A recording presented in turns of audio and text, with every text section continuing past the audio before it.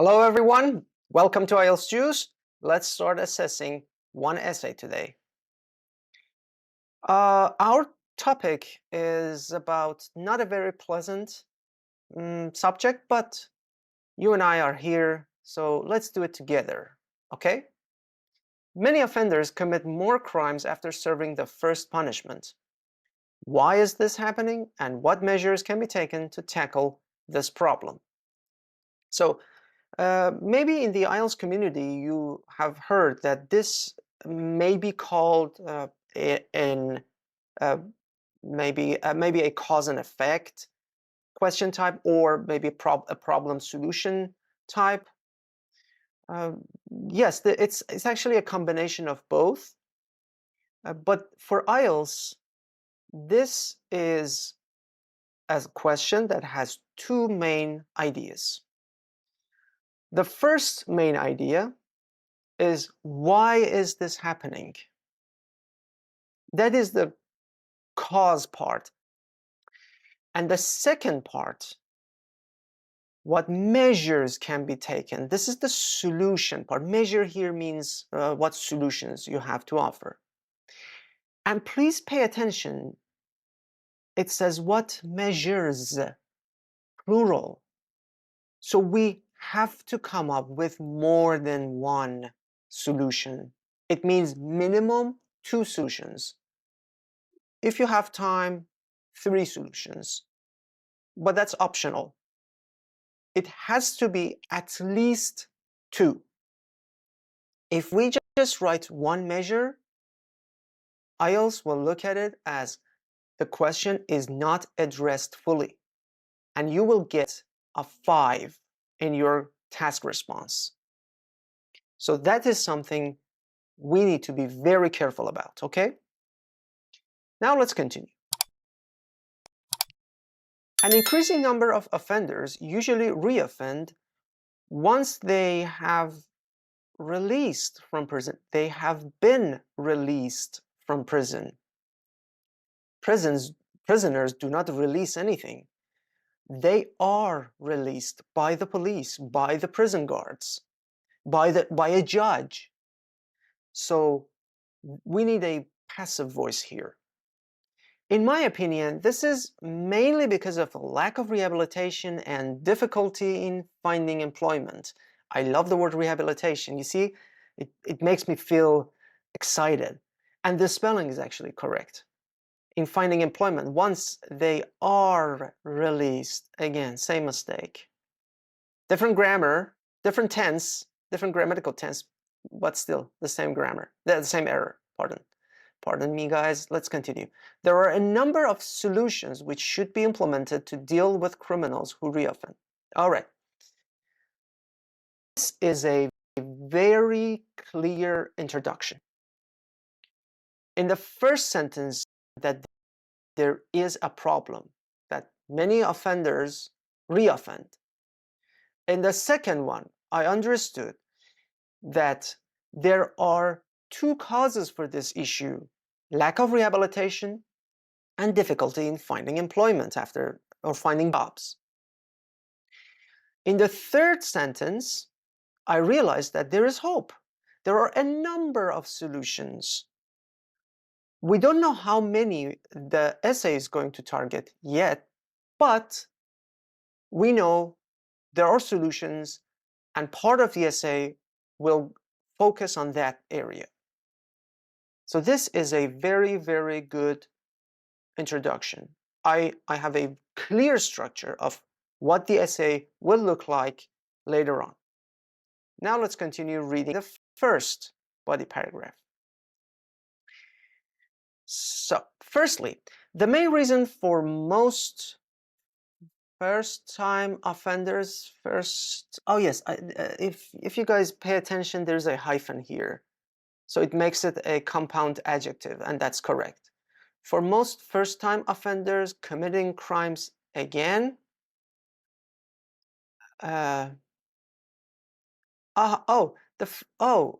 okay, guys. At first, I thought why they're first-time offenders.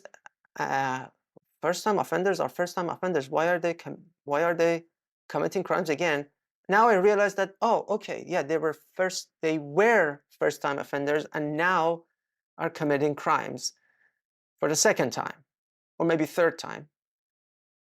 Once they have been released, this is correct, from prison, is due to the lack of rehabilitation. So the first reason is lack of rehabilitation. We're going to focus on that whilst in prison. That's a very formal word, and it is used correctly here. In other words, offenders are not given a chance to retrain and learn, to be trained. Why offenders are not going to train anybody else or retrain anybody else? They are going to go through training and learn new skills for their future, to develop a deeper understanding of correct moral behavior with British spelling, which is correct. At IELTS, it doesn't matter. If it's American standard spelling or British standard spelling, both are acceptable. And instead, mixed with other criminals. Looking for an, they are mixed. They are not given a chance learn skills and deeper understanding of correct moral behavior, and instead mixed with, that's a long way to R, but okay, with other criminals, which only strengthens their criminal intentions. That's correct. Okay, one thing, the first sentence was a very good topic sentence, but for this particular part, but it wasn't generic enough. The second sentence was very long, and it was very generic.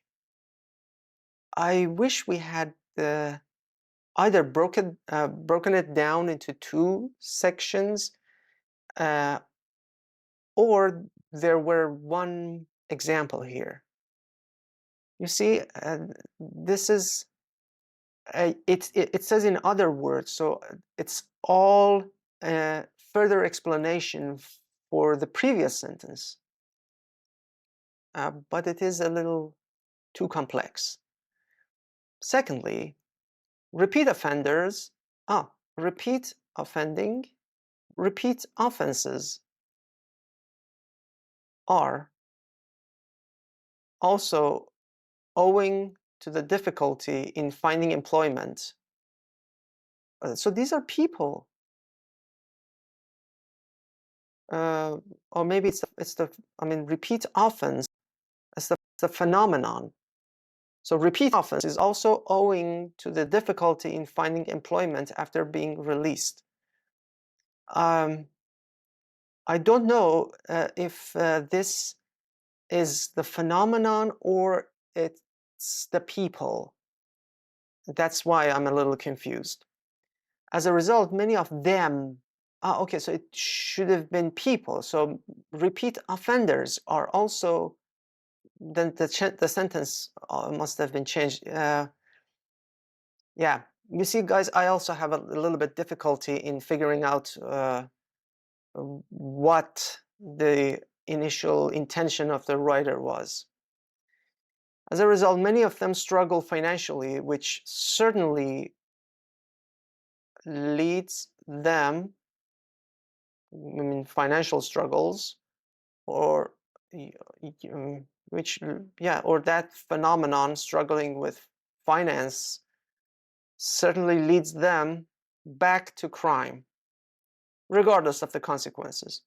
Okay, one important and beautiful note, I love regardless. I see these words, consequences. I love these words, certainly. I love financially, struggle, all spelled correctly, used correctly.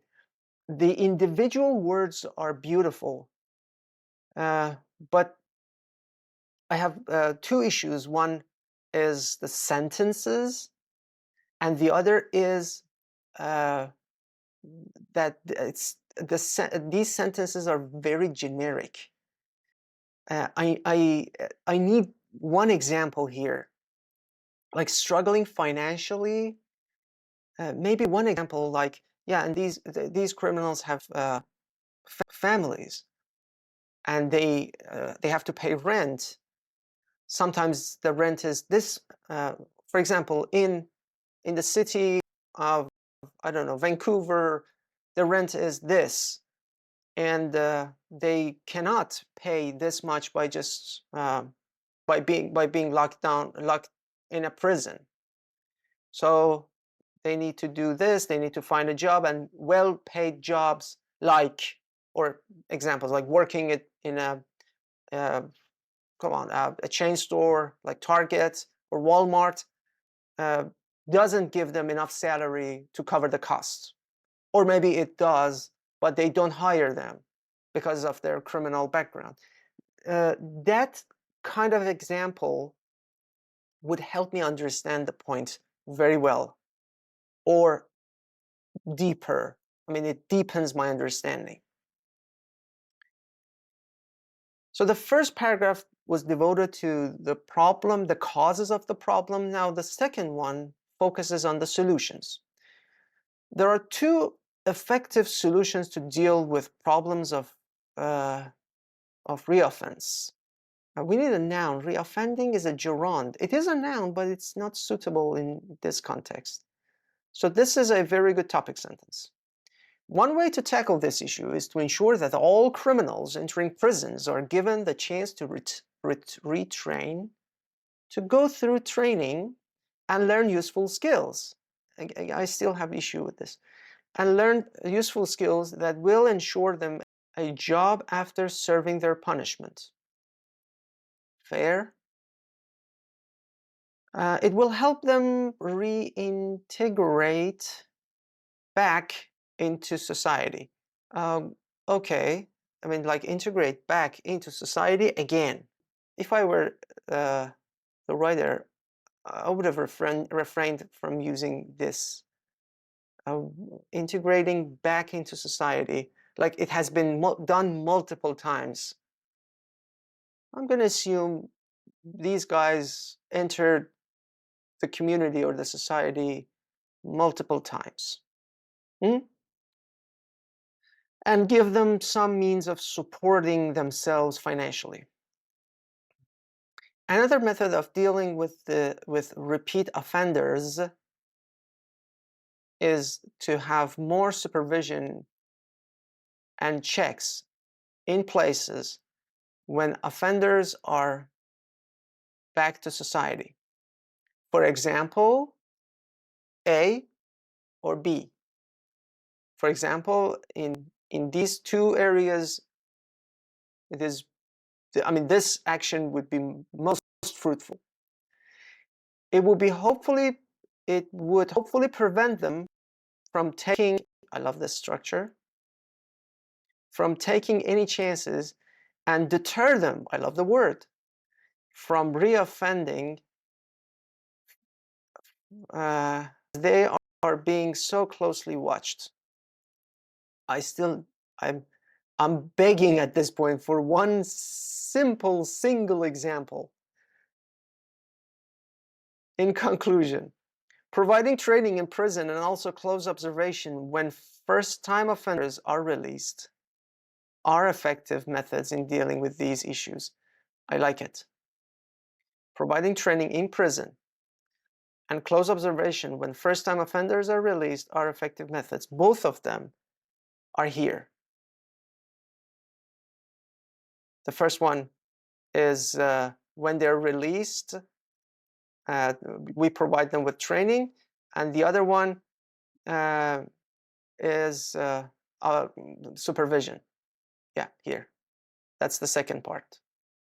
If governments implemented these solutions, crime figures would soon drop. Okay, second conditional. I wouldn't use the word soon. Would drop in different communities. because we generally want to talk about the present situation. This is more related to future. If we want to talk about future, we are better, the first conditional is better suited for us. So, 288 words. Let's see. Okay. Starting from left to right, yes, everything was addressed. 2 problems, 2 solutions, all of them were there. So the essay knows what type of subject, what type of question IELTS has presented to it or to the writer. But the development is suffering from overgeneralization. I really needed some in-depth examples, just one simple example, but not just one for the entirety of the essay. Every main point that we present must have all the 3 criteria. So we need to make sure it is related to the topic, so the topic is addressed, and then we develop it, we understand, we say whatever it is, we know the concept, and then we also give examples, we give details to prevent it from just staying at a shallow level, at a very generic level. We go a little deeper and show that our knowledge has depth if we want a score higher than 7. Otherwise, with this range of language, we're okay.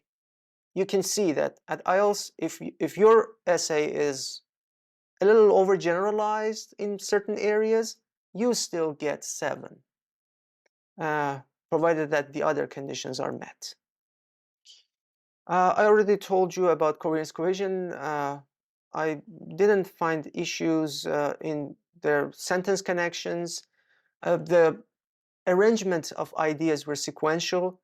For the problems, you could see the 2 elements were mentioned in the introduction. For the second paragraph, the other 2 elements were mentioned in the conclusion. And the paragraphing was also very good. It wasn't very professionally done, but it was clear, and I knew before I started reading a paragraph what the paragraph was about. The range was very nice. I liked the words. There were errors. The errors were not a lot, and they weren't very effective on my understanding. The grammatical errors, however, were effective. In maybe 2 instances.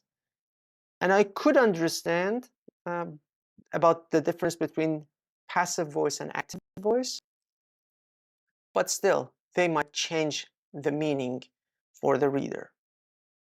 Anyway, this is a very good Task 2 sample. One thing for sure, guys, you can see sometimes I'm hesitant because I'm trying to digest what the writer is telling me as a reader, or what the writer intended to tell me initially, so that I can come up and correct it for you, or say, oh, the correct version is this. But there are instances that I have to rethink to see what the real intention was. And that is effective. So when you write your letters, your essays, your reports, remember, these are going to be your representatives. And they must do their jobs well in conveying your messages to the reader. Have a lovely day ahead.